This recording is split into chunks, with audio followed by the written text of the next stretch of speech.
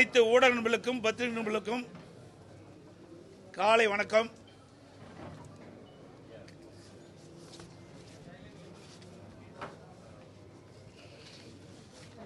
கழக நிறுவன தலைவர் பாரத ரத்னா புரட்சி தலைவர் டாக்டர் எம்ஜிஆர் அவர்களின் 109வது பிறந்தநாள் விழா தமிழக அனைவருக்கும் மகிழ்ச்சி தரும் ஒரு பொன்னான நாள்.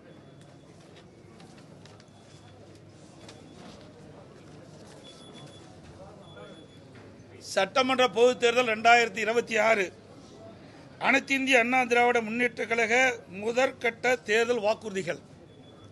தமிழ்நாட்டின் 17வது சட்டமன்ற பேரவைக்கான பொது தேர்தல் விரைவில் நடைபெற உள்ளதை முன்னிட்டு மக்கள் நலன் ஒன்றை மட்டுமே குறிக்கோளாக கொண்டு செயல்பட்டு வரும் அனைத்து இந்திய அண்ணா திராவிட முன்னேற்ற கழகத்தின் சார்பில் அளிக்கப்படும் முதல் கட்ட தேர்தல் வாக்குறுதிகள். வாக்குறுதி எண் 1, மகளிர் நலன் குலவிளக்கு திட்டம். சமூகத்தில் பொருளாதார சமநிலையை உருவாக்கிட குலவிளக்கு திட்டத்தின் மூலம் அனைத்து குடும்ப அட்டைதாரர்களுக்கும் ஒவ்வொரு மாதமும் உதவித்தொகையாக ரூபாய் 2000 வழங்கப்படும். இத்தொகை குடும்பத் தலைவரின் வங்கி கணக்கில் செலுத்தப்படும். பேட்டி கொடுக்குறேன்ல, மறுபடியும் படிக்கட்டுமா? கொஞ்சம் கம்மனு இருங்க தம்பி, தயவு செய்து. அப்புறம் எல்லாத்தையும் வெளியே போக சொல்லிடுவோம். அப்புறம் இது பேட்டி கொடுக்குறேன்ல. வாக்குறுதி எண் 1, மகளிர் நலன் குலவிளக்கு திட்டம். சமூகத்தில் பொருளாதார சமநிலையை உருவாக்கிட குலவிளக்கு திட்டத்தின் மூலம் அனைத்து குடும்ப அட்டைதாரர்களுக்கும் ஒவ்வொரு மாதமும் உதவித்தொகையாக ரூபாய் 2000 வழங்கப்படும்.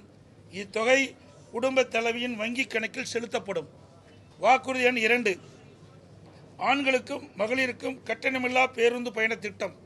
நகர பேருந்துகளில் பயணம் செய்யும் ஆண்களுக்கு கட்டணமில்லா பேருந்து பயண திட்டம் செயல்படுத்தப்படும். ஏற்கனவே நடைமுறையில் இருக்கும் நகர பேருந்துகளில் பயணம் செய்யும் மகளிருக்கான கட்டணமில்லா பேருந்து பயண திட்டம் தொடர்ந்து செயல்படுத்தப்படும். அறிவிப்பெண் 3, அனைவருக்கும் வீடு அம்மா இல்லம் திட்டம். அம்மா இல்லம் திட்டம் மூலம் கிராமப்புறங்களில் குடியிருப்பதற்கு சொந்த வீடு இல்லாதவர்களுக்கு அரசே இடம் வாங்கி கான்கிரீட் வீடுகள் கட்டித்தரப்படும்.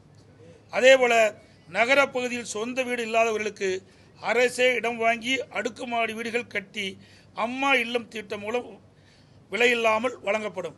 அதை போலவே ஒரே குடும்பத்தில் வசிக்கும் பட்டியலின மக்கள் அவருடைய மகன்கள் திருமணமாகி தனி குடித்தனம் செல்கின்ற போது அரசே இடம் வாங்கி அவர்களுக்கு கான்கிரீட் வீடுகள் கட்டித்தரப்படும். அறிவிப்பெண் 4, 100 நாட்கள் வேலை வாய்ப்பு திட்டம் 150 நாட்களாக உயர்த்தப்படும். 100 நாட்கள் வேலை வாய்ப்பு திட்டம் 125 நாட்களாக உயர்த்தப்படும் என்று மத்திய அரசு அறிவித்துள்ளது. கிராமப்புறங்களின் வளர்ச்சிக்கான இத்திட்டம் 150 நாட்கள் வேலைவாய்ப்பு திட்டமாக உயர்த்தப்படும். அறிவிப்பெண் 5, அம்மா இருசக்கர வாகனம் வழங்கும் திட்டம்.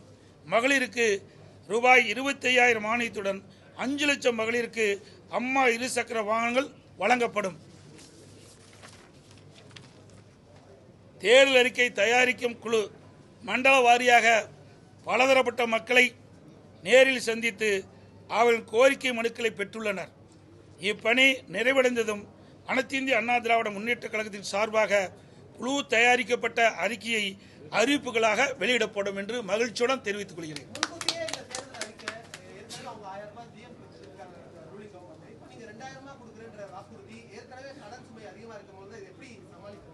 அவர்களுக்கு திறமை இல்லை, எங்களுக்கு திறமை இருந்தது. நாங்கள் ஆட்சி செய்கின்ற பொழுது 5,18,000 கோடி தான் கடன் இருந்தது. எந்த சூழ்நிலை? ஒரு ஆண்டு கொரோனா காலத்தில் கூட அரசுக்கு வரி வருவாய் இல்லாத நேரத்தில் கூட கொரோனாவுக்கு 40,000 கோடி செலவு செய்தோம். நாங்கள் திறமையாக நிதி கையாண்டு நிதி சுமை இல்லாமல் நிதி சுமை குறைவாக இருக்கின்ற சூழ்நிலை நாங்கள் உருவாக்கி தந்திருக்கிறோம். ஆனால் திராவிட முன்னேற்ற கழக அரசு பொறுப்பேற்ற பிறகு இந்த நிதி மேலாண்மை அமைப்பை ஏற்படுத்தி நிபுணர் குழு அமைக்கப்பட்டு அந்த நிபுணர் குழு மூலமாக கடன் குறைக்கப்படும், வருவாய் உயர்த்தப்படும் சொன்னாங்க. ஆனால் அதுக்கு நேர்மாறாக நிபுணர் குழு அமைக்கப்பட்டபோது கடன் தான் அதிகரிச்சிருக்குது. சுமார் இந்த ஆட்சி முடிகின்ற தருவாயில் 5.5 லட்சம் கோடி கடன் இருக்கின்ற ஒரு சூழ்நிலை ஏற்பட்டுள்ளது.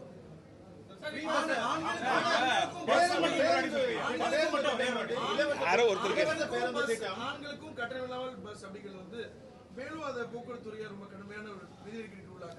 அதுதான் நான் சொல்றேன்ல, நிர்வாக திறமை இருந்தால் எல்லாமே சமாளிக்கலாம்.